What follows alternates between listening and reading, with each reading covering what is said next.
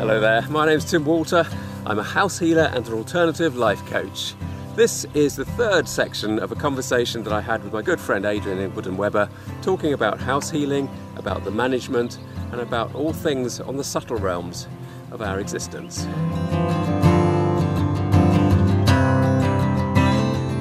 So the healing mode, right, when you're asking the subtle realms, Yep. the archangels, part of that team, when you're asking them to do healing work, how do you express that? So, because what I'm interested in there is, I mean, I know how I do it, but I'm interested in your process, because there's a big difference between saying this is what should be happening, Yep. and saying, okay guys, off you go. I think it depends on what mood I wake up in the mornings. I'm very respectful to them. I must admit, I do give them a bit of stick every now and then, because living on Earth is hard for all of us. If we look at it as we've come here to learn, then we've come here to learn the good, the bad, and the not so good. Yeah. Okay. So this is your relationship to the management, to spirit, effectively. Absolutely. What you're saying is that although you're generally quite respectful, but you do give them a hard time. I do sometimes. Most of the time. Yeah, they get some sort of pretty bad language as well sometimes when I think they're not listening to what I would like. Now, obviously, there's a much bigger picture here, and we can only look at the small bit of it. We're looking at like sort of the excerpt. The what do they call it on TV? Well, the trailer. Yeah, like a trailer. Right. So we can see the trailer every now and then. We don't see the big picture. I guess if we did, we'd probably, not wish we'd seen it. So really with the Archangel, I tend to really use them as my go-to people. As if you like that, as I'm sort of here on the planet and we've got a job to do down here, keeping ourselves nice and grounded, there has to be a conduit between us and the management, the top man, the divine, whatever. So I tend to use the archangels very much as that, and I'll normally have one specific archangel to do a specific job for me. Now, one of them, Archangel Ferial, comes in, and these sort of wonderful turquoise rays, which I've been seeing even as a youngster, but I never knew what they were. I mean, you don't. No. But there's a lot more people, I think, a lot more sensitive people around these days. But I never bothered to ask anybody, because everybody saw the same thing. So he's been around for quite a long time, as is my imaginary friend, who I caught up with again a few years ago. So I tend to use them very much as a conduit, very much as our go-to people, to actually allow them to do a lot of the work that we're trying to do for the family. Not to force the work to be done, but very much use their knowledge and use their expertise to actually take some detrimental energy away from somebody's house and dispose of it appropriately, rather than having it building up in the corner of somebody's room. So I tend to put specific tasks through to specific archangels. Right. Before we started recording, we were actually discussing the fact that we work in slightly different ways, and we kind of each come to this thing as rather slightly differently. We have. And I introduce the team to the issue, Okay, and invite them to do their whatever they need to do. Yep. You do teach a specific sort of process where a clearing is taking place, and you can ask a specific archangel to do that clearing. Yep. I think just in the way that you were saying it, I'm thinking, God, dear, he's a bit full on, being a bit kind of commanding with that request. Sometimes I can be, but I think you have to let things happen in their own time. And I'm quite prepared to let things happen in their own time, but just sometimes, they use us, so it's quite nice to have that two-way conversation going sometimes. And in most cases, I'm requesting them to do it if it's the correct thing for them to go and do. Now, it may not be at that time, and it's a bit like having that pending tray. Like any healing, if you phase it in over, say, several weeks, it's a much better thing to do. People don't suddenly find themselves coming down with some mysterious bug. You can phase it in, and it seems to be a lot more, it lasts a lot longer if you do phase it in. And so I often say with the archangel, look, when it's right, when the time is pertinent for this to happen, please can you let it happen? Right, okay. I'll give them a bit of a reminder every now and then. It's a little bit like having a pending tray up there, or having it diarised. It's put in the diary, and even I will put stuff into my diary as well to say, look, I need to just make sure that what I've asked for, A, is correct, and B, it's going to happen at a certain time. You won't know the answer to this. Okay. The reason I know that you won't know the answer to this is because I know you. Okay. Have you got any idea how many hours you spend on each client when you do a full house healing? When I first started off, the house to draw up a proper floor plan would take me 2 or 3 days. I still kind of like to do it over that length of time, so that for me it's more respectful as well. I could probably, if you like, knock one out within probably sort of 2 to 3 hours, but I think that's kind of disrespectful in many ways. They've allowed me to do that. If I need to do something quickly to help somebody, if they had a specific problem, then I'll get in there pretty quickly, roll the sleeves up and get on with it. But generally 2 to 3 days to actually do the general work. That's to gather the information, isn't it? Yeah, really. So absolutely. That's only part of the job. Yeah. Now I'm tending to find a lot as I do that work. This is where human intent comes into. I'm very much looking at the family. I keep myself out of it completely, and as I know that you do as well when you're doing the healing work, you're looking for the family, the problems they've got, not what you've got. And I think that's where a lot of, if we call them healers, would perhaps fall down a wee bit, because they've almost forgotten to actually look at the problems the family are having. It's almost as though they're putting themselves in the family's place. Yeah, exactly. It's that old thing of you've got to know the difference between your issues and the family's issues. Absolutely. Anybody doing energy healing work, they have to be aware of that point, don't they? Really, that they have to be aware of what their own issues are, as well as working on the issues of the family or the house in this circumstance. I remember you saying, because it's not something I ever really thought about, because don't forget, I presume trained myself in some ways. I had a sort of few mates along the way, but you said to me, it's a bit like mirroring some of your own problems. When I'm thinking, right, and I think probably in the early days it probably was trying to work out some of the stuff that I needed to work through. And I think as you do that, you become a better healer. You become more of an empath with people. But it is a very difficult one, which is why we were saying a bit earlier, living a spiritual life is not easy. Because, you're I guess, first and foremost, you're learning about yourself, warts and all. And sometimes it's not very pretty, is it? And I think we've all probably done things in the past that not overly happy about. But, if you use that wonderful expression to err as human, forgive divine, hopefully the divine will forgive us for what we've perhaps done in the past. But it makes us individual, doesn't it? It does, absolutely. If you look at Tim Walter, say 20 years ago, was very much a different Tim Walter than you find today. Yeah, 100%. It takes us on to that way of viewing life, right? And I know that sometimes I kind of overthink these things from your perspective, but it's just a different way of looking at it. But there's a way of living in the world which is absolutely about just the basic human being. You basically function on the level, and that's fine. And a lot of people are very, very happy just being a human being, just doing the stuff, without even giving any thought at all to some of this subtle energy. Probably happier in many ways. Well, it's sometimes you think it might be easier, yes.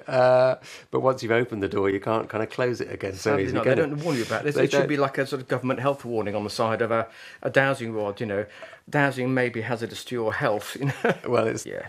But anyway, there you go. So, so you've got that at one end of the scale, and then at the other end of the scale, you've got people that are actually living their lives very, very happily, but they are what would be classified as highly sensitive people.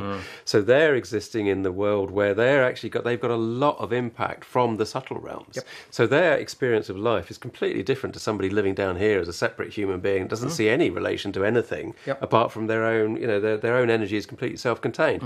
So as you start on house healing work, this stuff does come up in exactly the way that you described, and I think it's absolutely appropriate that you kind of become aware of it and that you separate out from it. And I think you're absolutely right as well, is that as you get more experienced and you're finding different clients coming to you with different issues, then you've kind of worked through some of that early stuff that you find facing you, and you're into different territory, really.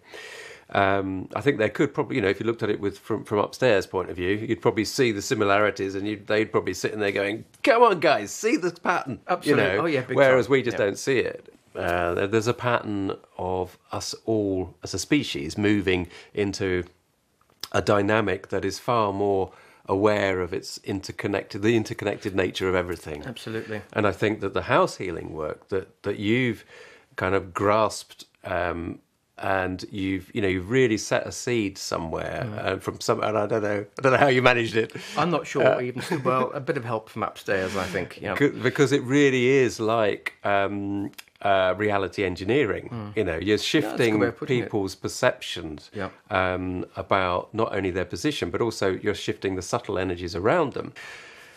And I think that the more people do it, that learn how to do this work, then the more flexible and susceptible other people are to it, right? And that's part of why I get so excited about or passionate about actually teaching other people, as I know you do too. Yeah, you've got to. I think, you get this information wherever it comes from, and it's lovely to be able to pass it on to others.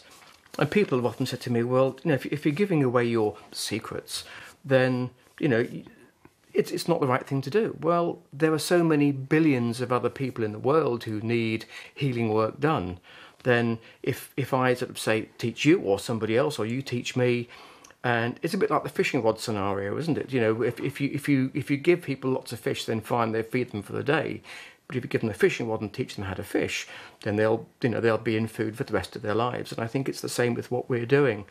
It's so important for people to be able to look at. It's a bit like The Secret, the book. It was a big marketing exercise generally, but it's changed a lot of people's lives. And a bit like some of the ghost films or the ghost documentaries on TV. 20, 30 years ago, maybe 5% of the population believed in ghosts, and now it's probably more likely 60% or 70% of the population. So the more that we can do, the more we introduce people to what we do, in a professional manner as well, the more you can actually encourage people to actually look after themselves, to change their thought patterns. It is that little pebble in the pond, isn't it? The ripples are going to spread out and out and out, and their families get it, and their friends get it, and their friends' friends get it. And then gradually you can take over the world. It's a long time in coming, I know, and it's work in progress. But it's kind of part of why we put the book together, really, wasn't it? Yeah, it is. It's just the way, I only laugh because it sounds like it's you wanting to take over the world. But what you mean, I completely get what you mean. It's about spreading that. I'm open to it. Spreading that kind of understanding of our relationship to everything else that is. Yep. And, things like The Secret and The Law of Attraction and all of these very popular and very well marketed things, we tend to think that they've just happened and that somebody has done that and they've made a lot of money out of that, and well, dare they, this is, but equally you think, well, it's quite interesting. But don't forget, it's all, and I know you're completely behind this thinking. It's all about, it's not accidental. No, it's not. That this tide of awareness is shifting. We only need to look outside and look at the state of the biodiversity on the planet, for example. That there needs to be a big shift. Now, of course, as you know, my attitude to whether that is real is actually not quite as solid as some people. I mean, I don't. I look at it that actually, as far as I'm concerned, we are in this information field. Yep. And I know you get it because that's the way that you work with it, but you just do it kind of from an innate point of view. You do it naturally. Sure. And that's why elementals and the angels and archangels are natural to you to work with, whereas I kind of go, how does this work? What is this? This is it? How does these fields interconnect? Just because that's the way my brain works, I want to try and take it apart and say, what is this? All of this is really interesting. It's hard though, isn't it? Of course, it's mind-bogglingly impossible to take apart properly. Yeah. But if we look at life and reality as almost like the holodeck on the Starship Enterprise, it could be anything. Yeah. And we just happen to be here at this time in this scenario. And all of these things in the world around us that are that are giving signs of lack and fear really are all stemming from our co-creative ability as these energy packets at this time, that we all, 7.5 billion souls of us here, are echoing these sentiments, and therefore that's why this environment appears to be as it is. If we start to ignore a lot of the crap that's around and fed to us, because that's what those in control and in charge want to feed to us, and you start to live from the perspective of your own life and your own interactions, then a hell of a lot changes. Absolutely. Hell of a lot changes. See, we don't watch the news. No. We don't read newspapers. But of course, I guess everybody sees things in such individual ways that, you know, I'll look at things and maybe I'm wearing a blue shirt, but you may look at it and go, well, that's green. So of course, you know, everybody is living in their own reality. And, you know, trying to take the stuff apart, really, as you say, you can drive yourself nuts by trying to do it. You know, are we in a holodeck? Are we in a sort of computer program that somebody else is manipulating? I hope not. I really hope not. You just have to try and make sense of it in your own way without... I think you could drive yourself nuts. Drive yourself mad otherwise. You can actually drive yourself nuts. It really is a dangerous thing to start to get overly obsessed about. And that is, you know, part of the danger of working with the spiritual subtle realms, is that it can be overwhelming. Yes. And, you know, that is partly why, over the eons, the authority was given to individuals that then got together in a club and that became a religion and blah-de-blah-de-blah. Sure. I mean, what we're dealing with, fundamentally, is just natural human ability. And... all that I see that's happening now in the world in terms of people waking up is that we are waking up to the natural human ability. Sure, yeah. And it's been suppressed for many, many years. Absolutely been suppressed, yeah, absolutely. And what's really interesting is that the house healing work is a really fundamental and very practical tool to take that aspect of being human and say, okay, let's do something with that. You know, and it's brilliant. It is, and I look at it in very logical ways. You know, it really is. If something's a problem, there's always a way to go and fix it. Now, that may be sometime in the future, maybe that'd be quite a way in the future, maybe it's 1 week, 2 weeks, or 6 years. But you can put the building blocks in there. But of course, it is that fundamental change in your psyche. You have to start looking at things in different ways, and you have to change to bring change in.